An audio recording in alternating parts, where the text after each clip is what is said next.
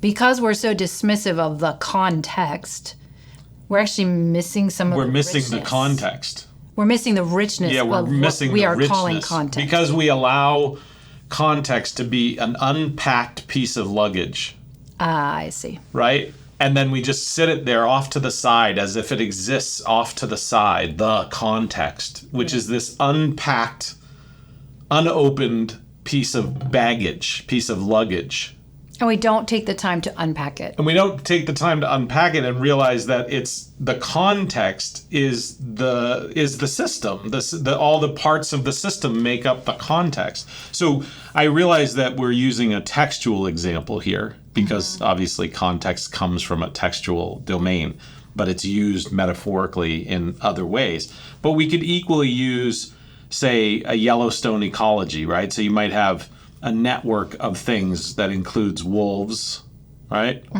And elk, and, soil, and rivers, and, trees, whatever you want to include in this ecology, humans, right?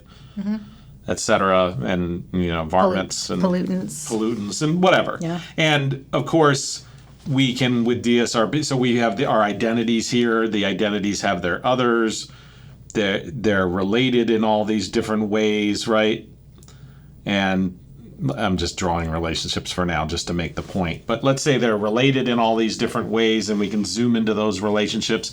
We can look at, for example, the elk's perspective on all this system. We can look at the wolves' perspective. We can look from a tree perspective, a water perspective, a soil perspective.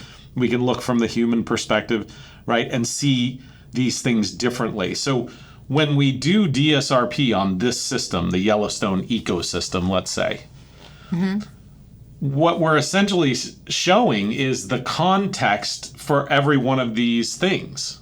Right. And the context for any one of these things is all the other things and the relationships and the perspectives.